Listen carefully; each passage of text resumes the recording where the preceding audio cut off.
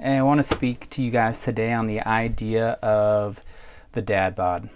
All right, this isn't something a client asked me. It's just something that I want to share my experience as a doctor and also someone who is living it in the moment. Okay, so I want to start with if you're a mom and you're watching this and anything that I say is like, well, what about all these things, in regards to me? I just want to say, quick statement.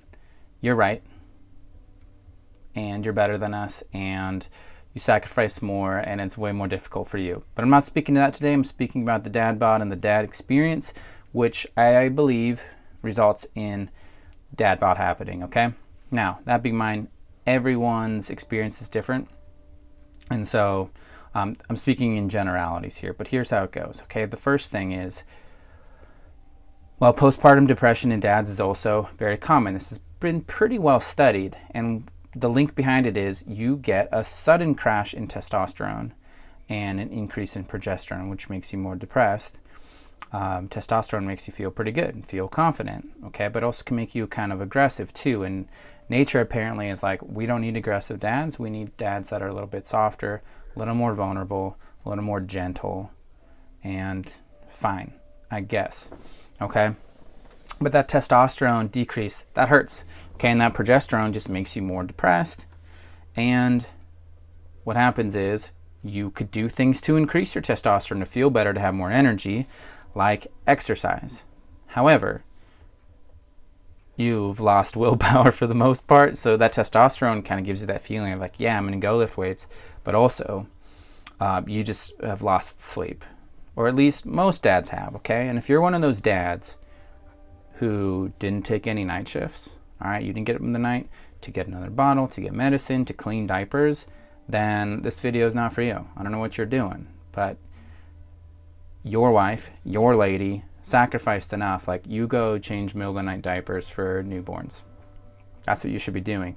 But then what happens is you're very tired, and then you have responsibilities during the day and only so much energy to do it. And maybe exercising doesn't make that list because it's not a priority anymore like it was, so you stop doing it.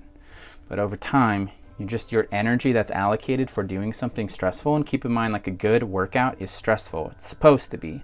But you're at your capacity for stress, right? Because there's so many new things being thrown at you from just a physical standpoint, emotional standpoint, financial standpoint, whatever it is. It's like, I'm already at my limits, so maybe exercise isn't a priority, and that's probably true.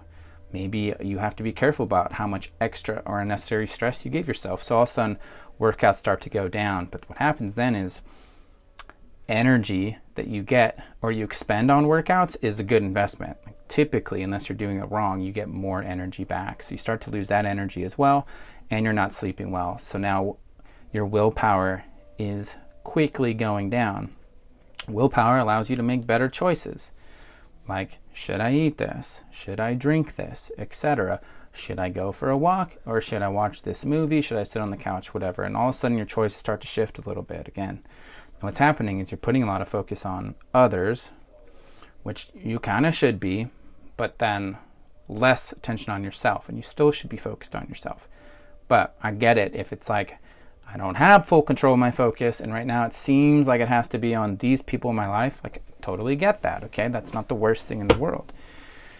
So what's happening is energy's down, willpower's down, you're not moving, your hormones are off, right? And testosterone is a good way to help put muscle on. Muscle's a good way to not put on fat. Muscle is very, energetically hungry. It consumes a lot of your glycogen from your meals. And if you don't have as much muscle tone, then that glycogen is less likely to be utilized, and then it's going to be stored as fat. Okay, on top of that, testosterone is going down, stress is going up, so cortisol is going through the roof. Cortisol, nothing wrong with it when it's fulfilling its highest purpose, which is essentially like spiking your blood sugar so you can run or fight or do things that you need, like in a stressful situation. But if you're not running from tigers, if you're not at the gym, then that blood sugar spike gets converted back into fat storage, typically around your viscera, which means that inner tube kind of fat pattern. Okay, so you have that now emotionally. What's happening is you've gone to work, you're stressed and you're tired, you're not performing very well at work, you don't feel very good at that, but then you come home and then your wife looks at you like you just been out partying with your friends all day. It's like, it's not like, hey, you've been out hunting and gathering or whatever. I'm thankful for you, but I'm glad you're home. It's like, you've abandoned me today and I'm mad at you and it's all your fault. And it's like, okay, I feel very stressed. I don't feel very safe right now. When you don't feel very safe, then it's like you're looking for a couple things. This is basic mammalian function at this point. You're looking for safety, which you're in your home and already don't feel safe because it's like you're the bad guy. This is your fault. And so, 2, you're looking for sex. That's not happening. So then the third thing is you're looking for essentially nourishment.